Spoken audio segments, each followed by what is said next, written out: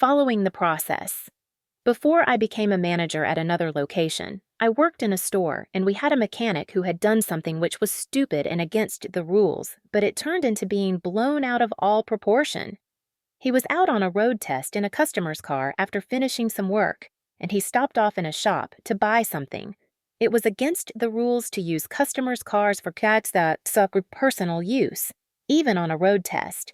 His manager was fairly new to the role, and the mechanic knew he was going to be in trouble, but did not think it would be a big deal. As in the past, it would most likely be a telling off as a verbal warning, or possibly a written warning.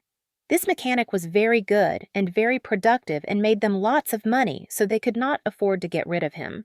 However, the new manager decided that he would go all official and hold a full disciplinary meeting. The mechanic asked me if I would act as someone to go in with him, take notes, etc., which was allowed. Beforehand, though, I did try and speak to the manager and suggest this could all be dealt with. However, he said he was following the process and expected everyone to do the same. I then spoke to the mechanic and got the background and what had gone on in the investigation meeting beforehand, which I realized had been mishandled also. The next day, there was an office with 2 people from HR who had traveled a long way to this meeting. I said to the mechanic, just go along with it as I indicate. So the HR people and the manager are there, and so are both of us. And the manager starts to go off about what had happened and that he had been seen by the customer stopping off to buy a drink in the local shop. He then went on about rules and procedures, and this went on and on. At the end of it, I asked if we could take a break for a bit, which they agreed to. And then we went back, and to make the point, he decided to bring in another mechanic to confirm they knew the policy, which he said he did, and I said that I could not be sure that everyone did. So one by one, they brought each mechanic up and asked them. And also started on did they know what the accused had done, etc., etc.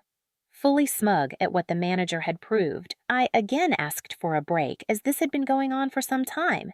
Of course, HR agreed, and I made them wait a goof 20 minutes before we went back.